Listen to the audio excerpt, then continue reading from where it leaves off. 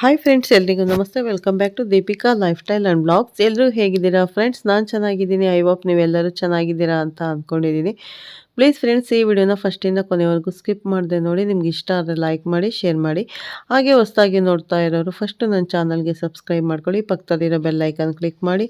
ನಾನು ಹಾಕೋ ಪ್ರತಿಯೊಂದು ವಿಡಿಯೋ ನಿಮಗೆ ನೋಟಿಫಿಕೇಷನ್ಗೆ ಬರುತ್ತೆ, ತಕ್ಷಣ ನೋಡ್ಬೋದು ಸ್ನೇಹಿತರೆ. ಈ ವಿಡಿಯೋ ಇಷ್ಟ ಆದರೆ ಓಂ ಶನೇಶ್ವರಾಯ ನಮಃ, ಓಂ ಆಂಜನೇಯಾಯ ನಮಃ ಅಂತ ಒಂದು ಕಮೆಂಟ್ ಕೊಡಿ ಸ್ನೇಹಿತರೆ. ನಮಸ್ಕಾರ ಪ್ರೀತಿಯ ತುಲಾ ರಾಶಿಯವರೇ. ದೇವರ ತೀರ್ಪು ಕೊಡ್ತಾರೆ ಎಂಬ ಮಾತು ಕೇಳಿದಾಗ ತುಲಾ ರಾಶಿಯವರ ಮನಸ್ಸಿನಲ್ಲಿ ಮೊದಲು ಒಂದು ಮೌನ ಮೂಡುತ್ತೆ. ಯಾಕೆಂದರೆ ನೀವು ಯಾವತ್ತೂ ಜಗಳಕ್ಕೆ ಹೋಗದವರು, ನ್ಯಾಯವನ್ನು ಬೇಡುವವರು, ಸಮತೋಲನವೇ ಜೀವನ ಎಂಬಂತೆ ಬದುಕಿದವರು. ಆದರೆ ಫೆಬ್ರವರಿ ತಿಂಗಳಲ್ಲಿ ತುಲಾ ರಾಶಿಯವರ ಜೀವನದಲ್ಲಿ ನಡೆಯುವ ದೇವರ ತೀರ್ಪು ಶಬ್ದದೊಂದಿಗೆ ಬರೋದಿಲ್ಲ.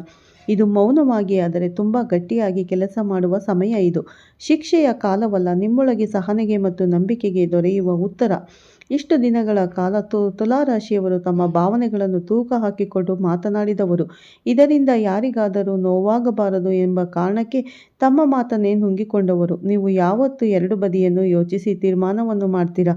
ಆದರೆ ಅದೇ ಗುಣವನ್ನು ಕೆಲವರು ನಿಮ್ಮ ವಿರುದ್ಧ ಬಳಸಿಕೊಂಡು ನಿಮ್ಮ ಶಾಂತಿಯನ್ನು ದುರ್ಬಲತೆ ಎಂದುಕೊಂಡರು. ನಿಮ್ಮ ಮೌನವನ್ನು ಒಪ್ಪಿಗೆ ಅಂತ ಭಾವಿಸಿದ್ರು. ಆದರೆ ದೇವರಿಗೆ ಎಲ್ಲವನ್ನೂ ಕೂಡ ಗಮನಿಸ್ತಾ ಇರ್ತಾರೆ ಎಂಬ ಮಾತು ಒಂದು ನಂಬಿಕೆಯಿಂದ ನೀವು ಎಲ್ಲವನ್ನು ಕೂಡ ತಾಳಿಕೊಂಡು ಬಂದ್ರಿ. ಈಗ ಫೆಬ್ರವರಿ ತಿಂಗಳಲ್ಲಿ ಈ ಮೌನಕ್ಕೆ ಉತ್ತರ ಬರಲು ಆರಂಭವಾಗುತ್ತದೆ. ಈ ತಿಂಗಳು ತುಲಾ ರಾಶಿಯವರಿಗೆ ಒಂದು ಒಳಗಿನ ಬದಲಾವಣೆ. ಹೊರಗೆ ದೊಡ್ಡ ಗದ್ದಲ ಕಾಣಿಸದಿದ್ದರೂ ಕೂಡ ನಿಮ್ಮೊಳಗೆ ಒಂದು ಸ್ಪಷ್ಟತೆ ಅನ್ನೋದು ಹುಟ್ಟುತ್ತೆ. ಇಷ್ಟು ದಿನ ನಿಮಗೆ ಗೊಂದಲ ತಂದ ವಿಷಯಗಳು ನಿಧಾನವಾಗಿ ಸರಳವಾಗುತ್ತೆ. ಯಾರು ನಿಮ್ಮ ಜೀವನದಲ್ಲಿ ನಿಜವಾಗಿಯೂ ಸಮತೋಲನ ತರ್ತಾ ಇದ್ರೋ, ಯಾರು ನಿಮ್ಮ ಶಕ್ತಿಯನ್ನು ಹೀರಿಕೊಳ್ತಾ ಇದ್ರು ಎಂಬುದು ಗೊತ್ತಾಗುತ್ತೆ. ಈ ಸತ್ಯಗಳು ಮೊದಲಿಗೆ ಸ್ವಲ್ಪ ನೋವು ಕೊಡಬಹುದು, ಆದರೆ ಅದೇ ನೋವು ಮುಂದಿನ ದಿನಗಳಲ್ಲಿ ನಿಮ್ಮನ್ನು ರಕ್ಷಿಸುವ ಬುದ್ಧಿಯಾಗುತ್ತೆ. ದೇವರ ತೀರ್ಪು ಎಂದರೆ ತಕ್ಷಣದ ಅದ್ಭುತವಲ್ಲ, ಇದು ಒಂದು ಪ್ರತಿಕ್ರಿಯೆ. ಸಂಬಂಧಗಳ ವಿಷಯದಲ್ಲಿ ಫೆಬ್ರವರಿ ತಿಂಗಳು ತುಲಾ ರಾಶಿಯವರಿಗೆ ಬಹಳ ಮಹತ್ವದ್ದು. ನೀವು ಯಾವತ್ತೂ ಸಂಬಂಧಗಳನ್ನು ಉಳಿಸಿಕೊಳ್ಳಲು ಹೆಚ್ಚು ಪ್ರಯತ್ನ ಮಾಡ್ತಾ ಇರ್ತೀರಾ. ತಪ್ಪು ನಿಮ್ಮದಾಗದೇ ಇದ್ರೂ ಕೂಡ ಕ್ಷಮೆ ಕೇಳ್ತಾ ಇರ್ತೀರಾ. ಆದರೆ ಈಗ ಎಷ್ಟು ಸಾಕು ಎಂಬ ಭಾವನೆ ನಿಮ್ಮೊಳಗೆ ಉಂಟಾಗುತ್ತೆ. ನಿಮ್ಮ ಮೌಲ್ಯವನ್ನು ತಗ್ಗಿಸುವ ಸಂಬಂಧಗಳಲ್ಲಿ ಇನ್ನು ಮುಂದೆ ಉಳಿಯೋದಕ್ಕೆ ಹೋಗಬೇಡಿ ಎಂಬ ಸ್ಪಷ್ಟತೆ ಕೂಡ ನಿಮಗೆ ಗೊತ್ತಾಗುತ್ತೆ. ಕೆಲ ಸಂಬಂಧಗಳು ಸಹಜವಾಗಿ ದೂರವಾಗುತ್ತೆ. ನೀವು ಎಷ್ಟೇ ಪ್ರಯತ್ನ ಪಟ್ಟರೂ ಕೂಡ ಉಳಿಯದ ಬಾಂಧವ್ಯಗಳು ಮುಕ್ತಾಯದ ಹಂತಕ್ಕೆ ಬರುತ್ತೆ. ಇದು ನಷ್ಟವಲ್ಲ, ಇದು ನಿಮ್ಮ ಜೀವನದ ತೂಕ ಕಡಿಮೆ ಮಾಡುವ ಬದಲಾವಣೆ. ಮತ್ತು ಫೆಬ್ರವರಿ ತಿಂಗಳಲ್ಲಿ ತುಲಾ ರಾಶಿಯವರ ಜೀವನದಲ್ಲಿ ಸತ್ಯಗಳು ಹೊರಬರುತ್ತೆ. ನಿಮ್ಮ ಸುತ್ತಲೂ ಇರುವ ಕೆಲವರು ನಿಮ್ಮ ಬಗ್ಗೆ ಏನು ಯೋಚನೆ ಮಾಡ್ತಿದ್ದಾರೆ ಎಂಬುದು ಸ್ಪಷ್ಟವಾಗುತ್ತೆ. ಮುಖಕ್ಕೆ ಒಂದು ಮಾತು, ಹಿಂದೆ ಮತ್ತೊಂದು ಮಾತು ಆಡಿದವರು ಬಯಲಾಗುತ್ತಾರೆ.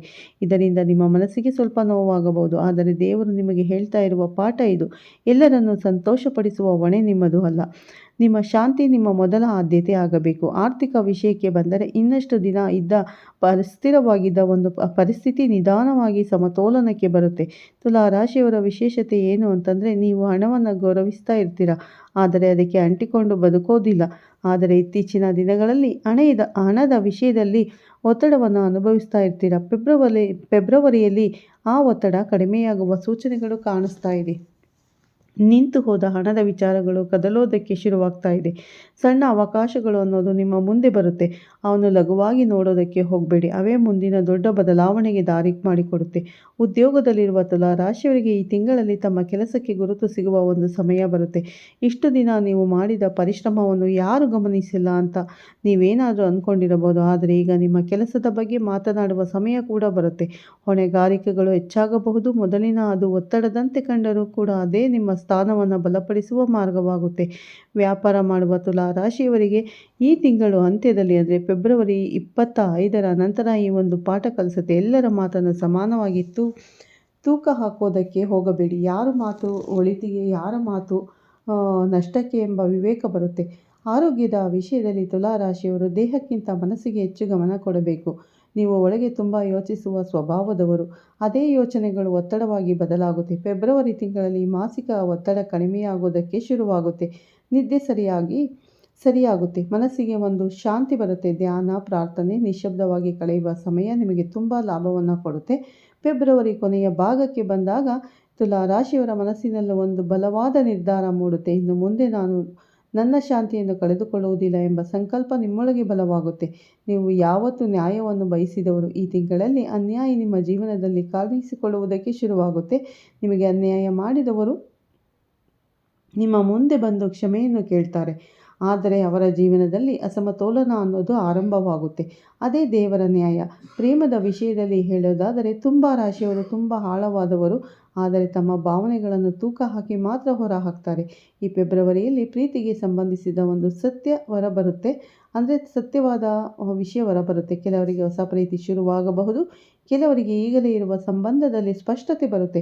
ನಿಮ್ಮ ಭಾವನೆಗಳನ್ನು ಗೌರವಿಸುವ ವ್ಯಕ್ತಿಯೊಂದಿಗೆ ಮುಂದೆ ಸಾಗೋದಕ್ಕೆ ಸಾಧ್ಯವಿಲ್ಲ ಎಂಬ ಅರಿವು ಬರುತ್ತೆ.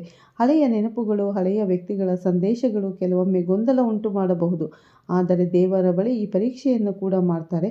ಇನ್ನು ಈ ತಿಂಗಳಲ್ಲಿ ತುಲಾರಾಶಿಯವರ ಜೀವನದಿಂದ ಒಬ್ಬ ವ್ಯಕ್ತಿ ದೂರ ಆಗುವ ಸಾಧ್ಯತೆ ಕೂಡ ಇರುತ್ತೆ. ಅದು ನೋವು ಕೂಡ ಕೊಡಬಹುದು, ಆದರೆ ಅದೇ ನಿಮ್ಮ ರಕ್ಷಣೆ ಕೂಡ ಆಗಿರಬಹುದು. ಹೋಗುವವರನ್ನು ತಡೆಯೋದಿಕ್ಕೆ ಹೋಗಬೇಡಿ, ಪ್ರಶ್ನೆ ಕೇಳಬೇಡಿ, ಉತ್ತರವಾಗಿ ಒತ್ತಡ ಆಗಬೇಡಿ. ದೇವರು ನಿಮ್ಮ ಜೀವನವನ್ನು ತೆಗೆದು ಹಾಕ್ತಾ ಇರೋದು ನಿಮ್ಮ ಭವಿಷ್ಯಕ್ಕೆ ಅಡ್ಡಿಯಾಗಿರುವ ಶಕ್ತಿಗಳನ್ನೇ. ಈ ಸಮಯದಲ್ಲಿ ಮೌನವೇ ನಿಮ್ಮ ಶಕ್ತಿ. ಫೆಬ್ರವರಿ ತಿಂಗಳಲ್ಲಿ ತುಲಾ ರಾಶಿಯವರು 3 ವಿಷಯಗಳನ್ನು ತಪ್ಪದೇ ಪಾಲಿಸಬೇಕು. ಸುಳ್ಳನ್ನು ಯಾವುದೇ ಕಾರಣಕ್ಕೂ ಹೇಳುವುದಕ್ಕೆ ಹೋಗಬೇಡಿ. ಯಾರ ಮನಸ್ಸನ್ನು ಉದ್ದೇಶಪೂರ್ವಕವಾಗಿ ನೋಯಿಸಬೇಡಿ. ದೇವರ ಮೇಲೆ ನಿಂದನೆ ಮಾಡೋದಕ್ಕೆ ಹೋಗಬೇಡಿ. ಈ 3 ವಿಷಯಗಳಲ್ಲಿ ಎಚ್ಚರಿಕೆಯಿಂದ ಇದ್ದರೆ ದೇವರ ಆಶೀರ್ವಾದ ಅನ್ನೋದು ನಿಮಗೆ ಖಂಡಿತ ಲಭಿಸುತ್ತೆ. ದೇವರ ರಕ್ಷಣೆ ನಿಮ್ಮ ಜೊತೆಯಲ್ಲೇ ಇರುತ್ತೆ. ನಿಮ್ಮ ಯೋಜನೆಗಳನ್ನು ಎಲ್ಲರಿಗೂ ಹೇಳೋದಕ್ಕೆ ಹೋಗಬೇಡಿ. ನಿಮ್ಮ ಹಣದ ವಿಷಯಗಳನ್ನು ಬಹಿರಂಗ ಮಾಡೋದಕ್ಕೆ ಹೋಗಬೇಡಿ. ನಿಮ್ಮ ಸಂತೋಷವನ್ನು ಕೂಡ ಎಲ್ಲರೊಂದಿಗೆ ಹಂಚಿಕೊಳ್ಳೋದಕ್ಕೆ ಹೋಗಬೇಡಿ. ಈ ಸಮಯ ಮೌನವಾಗಿ ಬೆಳೆಯುವ ಕಾಲ. ಕೊನೆಯದಾಗಿ ದೇವರ ತುಲಾ ರಾಶಿಯವರಿಗೆ ಹೇಳುವ ಸಂದೇಶ ಒಂದೇ: ನೀನು ಎಲ್ಲರಿಗೂ ನ್ಯಾಯ ಕೊಡಲು ಪ್ರಯತ್ನಿಸಿದೆ, ಈಗ ನಿನ್ನ ಜೀವನಕ್ಕೆ ನಾನು ನ್ಯಾಯವನ್ನು ಕೊಡುತ್ತೇನೆ. ಫೆಬ್ರವರಿ ತಿಂಗಳು ಅಂದರೆ 25ರ ನಂತರ ತುಲಾ ರಾಶಿಯವರಿಗೆ ಭಯ ಹುಟ್ಟಿಸುವ ಕಾಲವಲ್ಲ. ಇದು ಶಾಂತಿ, ಸಮತೋಲನ ಮತ್ತು ಹೊಸ ದೃಷ್ಟಿಕೋನ ತರುವ ಸಮಯ. 25ರ ನಂತರ ನಿಮಗೆ ಒಳ್ಳೆಯ ಶುಭ ಫಲಗಳು ದೊರೆಯಲಿದೆ ಸ್ನೇಹಿತರೆ. ಶಿಕ್ಷೆಯಂತೆ ಕಾಣಿಸಿದ ಕೆಲವು ಘಟನೆಗಳು ಮುಂದೆ ಆಶೀರ್ವಾದಗಳಾಗಿ ಬದಲಾಗುತ್ತೆ. ನೀವು ಕಳೆದುಕೊಂಡಿದ್ದ ಸಮತೋಲನ ಮತ್ತೆ ನಿಮ್ಮ ಜೀವನದ ಕಡೆ ಮರಳುತ್ತೆ. ದೇವರು ಮೌನವಾಗಿ ಕೆಲಸ ಮಾಡ್ತಾ ಇದ್ದಾರೆ. ನೀವು ನಂಬಿಕೆಯಿಂದ ಮುಂದೆ ನಡೆಯಬಹುದು. ಸಾಕು, ನಿಮಗೆಲ್ಲ ಈ ವಿಡಿಯೋ ಇಷ್ಟ ಆಗಿದ್ರೆ ದೇವರ ಕೃಪೆ ನಿಮ್ಮೆಲ್ಲರಿಗೂ ಸಿಗಲಿ ಅಂತ ಓಂ ನಮಃ ಶಿವಾಯ ಅಂತ ಕಮೆಂಟ್ ಮಾಡಿ, ಓಂ ಶನೇಶ್ವರಾಯ ನಮಃ ಅಥವಾ ಓಂ ಆಂಜನೇಯಾಯ ನಮಃ ಅಂತ ಒಂದು ಕಮೆಂಟ್ ಮಾಡಿ ಸ್ನೇಹಿತರೆ. ನೋಡೋದ್ರಲ್ಲ, ನಿಮ್ಮ ಜೀವನದಿಂದ ಹೊರಹೋಗುವ ವ್ಯಕ್ತಿಯನ್ನು ಎಂದಿಗೂ ತಡೆಯೋದಕ್ಕೆ ಹೋಗಬೇಡಿ. ಖಂಡಿತ ನಿಮಗೆ ಆ ದೇವರ ತೀರ್ಪು ಅಂತ ಅಂದ್ಕೊಳ್ಳಿ. ಅವರು ಹೋದರೆ ಹೋಗಲಿ, ಹೊಸ ಜೀವನ ಆರಂಭವಾಗುತ್ತೆ, ಖಂಡಿತ ಒಳ್ಳೆಯದಾಗುತ್ತೆ ತುಲಾ ರಾಶಿಯವರಿಗೆ ಅಂತ ಹೇಳ್ತಾ ಈ ವಿಡಿಯೋನ ಇಲ್ಲೇ ಎಂಡ್ ಮಾಡ್ತಾ ಇದ್ದೀನಿ ಸ್ನೇಹಿತರೆ. ಈ ವಿಡಿಯೋ ಪೂರ್ತಿ ಸಂಪೂರ್ಣವಾಗಿ ನೋಡಿ ತುಲಾ ರಾಶಿಯವರಿಗೆ ಮತ್ತು ಶೇರ್ ಮಾಡೋದನ್ನು ಖಂಡಿತ ಮರಿಬೇಡಿ. ಯಾರೆಲ್ಲ ತುಲಾ ರಾಶಿಯವರು ನೋಡ್ತಾ ಇದ್ದೀರಾ ಹಾಗೆ ಒಂದು ಲೈಕ್ ಕೊಡೋದನ್ನು ಮರಿಬೇಡಿ. ಮತ್ತು ಯಾರು ಇನ್ನೂ ನನ್ನ ಚಾನಲ್ಗೆ ಸಬ್ಸ್ಕ್ರೈಬ್ ಮಾಡದೆ ವಿಡಿಯೋನ ವಾಚ್ ಮಾಡ್ತಾ ಇದ್ದೀರಾ ಸ್ನೇಹಿತರೆ, ಈ ಕೂಡಲೇ ಸಬ್ಸ್ಕ್ರೈಬ್ ಮಾಡ್ಕೊಳ್ಳಿ. ಹಾಗೆ ಪಕ್ಕದಲ್ಲಿರೋ ಬೆಲ್ ಐಕನ್ ಕೂಡ ಕ್ಲಿಕ್ ಮಾಡಿ. ನಾನು ಹಾಕೋ ಪ್ರತಿಯೊಂದು ವಿಡಿಯೋ ನಿಮಗೆ ನೋಟಿಫಿಕೇಷನ್ಗೆ ಬರುತ್ತೆ, ತಕ್ಷಣ ನೋಡ್ಬೋದು, ಮಿಸ್ ಆಗೋದಿಲ್ಲ. ನಾವು ಹಾಕೋ ಪ್ರತಿಯೊಂದು ವಿಡಿಯೋ ನಿಮಗೆ ನೋಟಿಫಿಕೇಷನ್ಗೆ ಬರುತ್ತೆ. ಓಕೆ ಸ್ನೇಹಿತರೆ, ಮತ್ತೆ ಸಿಗ್ತೀನಿ ಅಂತ ಹೇಳ್ತಾ ಈ ವಿಡಿಯೋನ ಎಂಡ್ ಮಾಡ್ತಾ ಇದ್ದೀನಿ.